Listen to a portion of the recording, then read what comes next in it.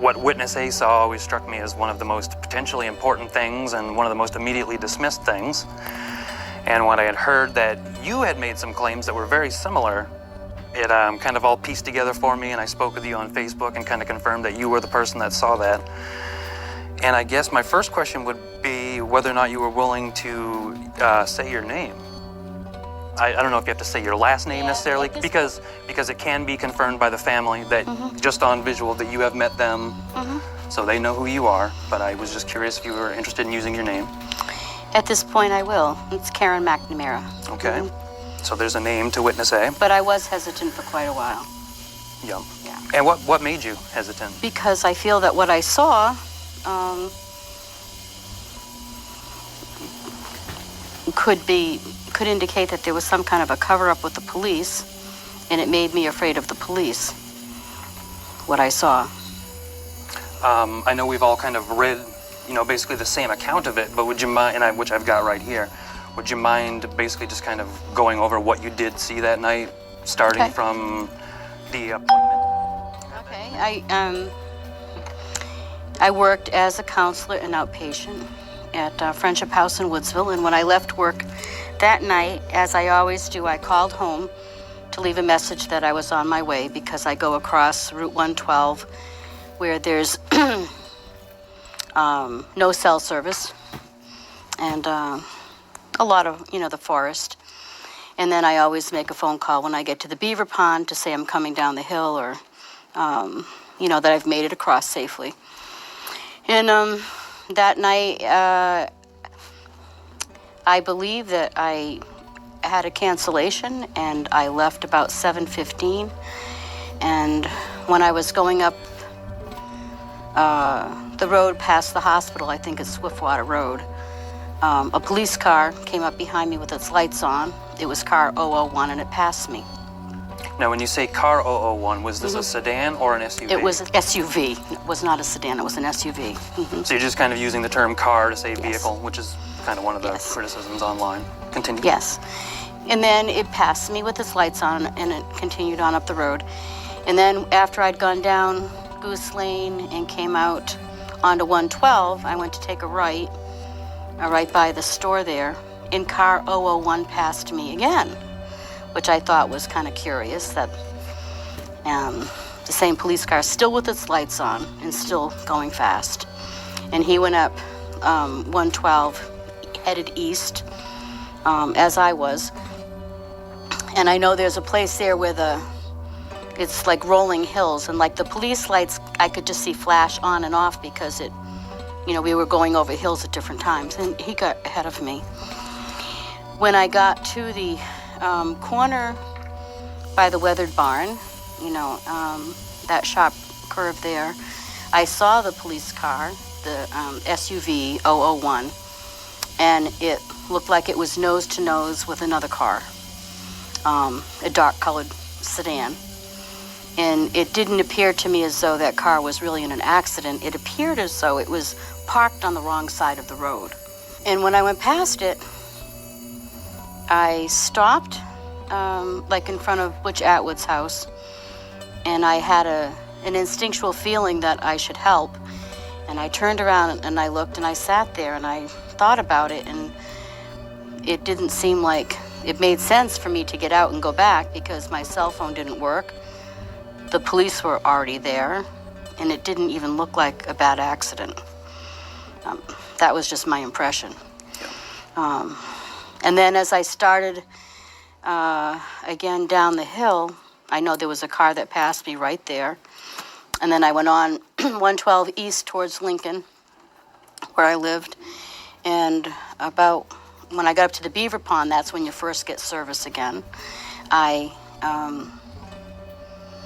I made a phone call, which I normally do to confirm that I've made it across the wilderness before I come down the hill into town. Cell service is very sparse coming down that hill and into town. It was like right up by the beaver pond. And I remember talking to my dad that night, and I said that I was passed by the same police car twice. And I thought that was kind of humorous. And he said, how do you know it was the same one? And I said, it was car 001. And we kind of laughed about how a small town might only have one car. You know, that's why it's so memorable to me that it was 001. The number of the car? Mm-hmm. Yeah. And definitely an SUV. And that's all.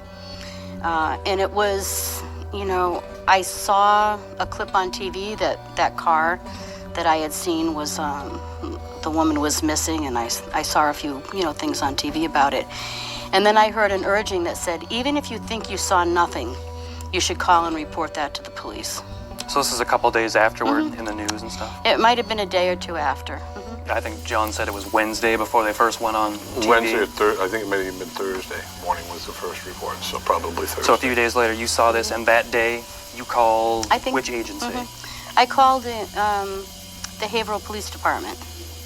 And I remember, you know, very clearly, I was sitting at my desk in my office, and I called and told them, I'm just calling to say I didn't see anything. I didn't see anybody walking. I didn't see any cars parked along the road. I didn't see anything except for car 001 that passed me twice and was there at the scene when I drove by. And this is your first police call to Haverhill PD. And had you ever reported this to New Hampshire State Police? No, not at that time. Just to Haverhill? So, and they said to me, are you sure you saw car 001? And I said, absolutely, without a doubt. You know, and hung up. And a little while later, I got a phone call from the police department, and they said, we understand that you called and said that you saw car 001. And I said, yes, that's what I saw. They said, are you sure it was car 001? And I said, absolutely. And about how long after your initial phone call was this phone call back? Do you remember? I would guess within an hour. Oh, so it was the same afternoon? Yeah, I don't know for sure. Oh, morning. But I would guess within an hour they called back. And when they called back, did they give a name of who it was calling? If they did, I don't remember. You don't remember? And do you remember specifically how they worded, you know, the vehicle you saw was out of commission that night? Do you remember? I'll be perfectly honest, I don't remember if it was the Haverhill PD that told me that that car was out of commission that night. It may have been a detective that I had talked to later. I don't really remember if it was at that point they told me that. One of the questions is, what gave you the feeling that something was wrong and you had to stop, and what gave you the eerie feeling as you passed the scene? Intuition. Basically, they said that you drove by, saw a police car, you still thought that something was kind of out of the ordinary. It was just intuition. It was a very strong feeling that I could, it felt like I could hear, a call for help. But in my head, it didn't make sense. It's like, I feel that, but it didn't make sense. I looked over my shoulder and I'm like, the police are there, my cell phone doesn't work, and it doesn't even look like a bad accident. So, I had to think, like, should I go back and see if I can help? But, like, what would I do? Say, right. Excuse me, police officer, let me take this over? It's like, right. I don't know. And I wonder why I didn't follow my intuition. Unless, who knows, in retrospect, I think maybe I'd be missing too.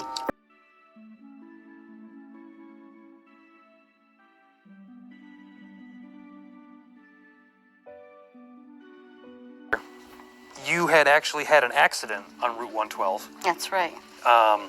And your vehicle was towed by Dick McKean, who owns Northland, or his company, by Northland Towing, which is operated by Dick McKean, which was actually supposed to be the tow company that was on call the night of Maura's accident.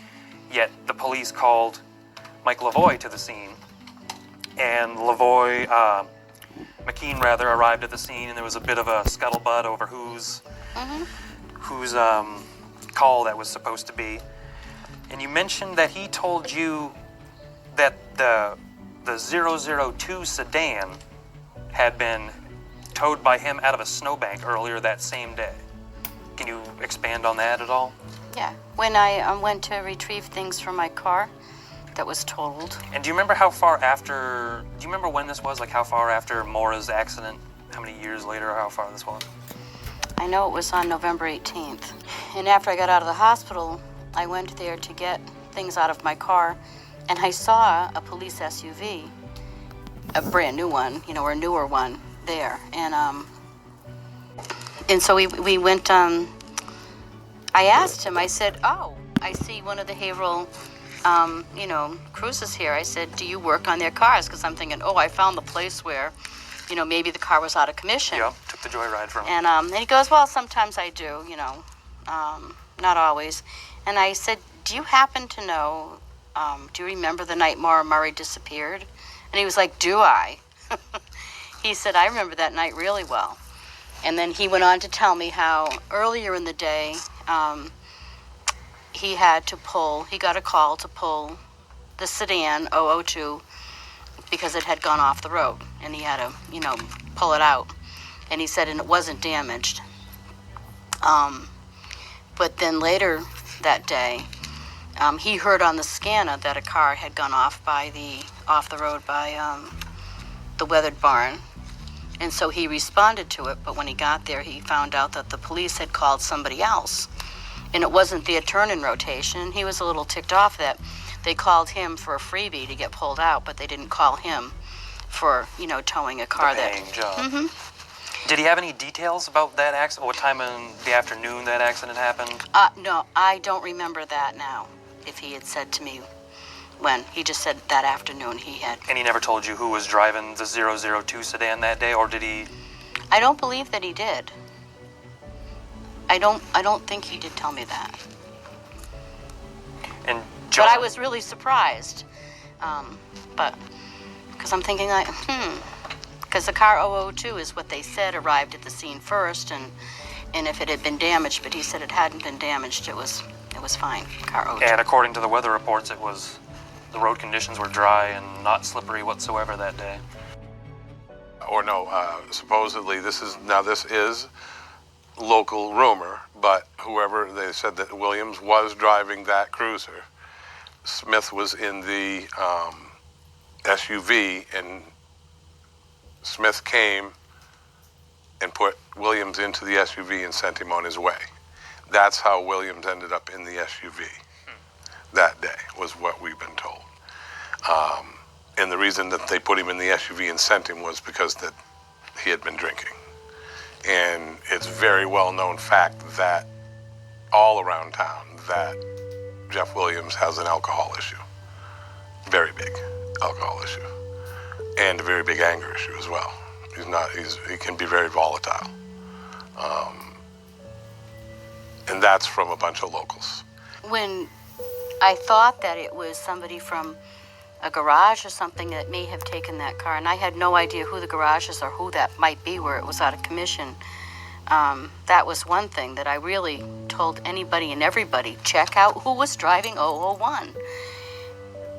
But then when I realized that the police weren't interested in finding out about 001, and that it could have been, and that the police reports are different than what I saw, I started to be very afraid. That throws up red flags just being an observer. Very afraid. And in fact, and I had said this to many people, if I ever have a police car try to stop me on 112, I'm not stopping.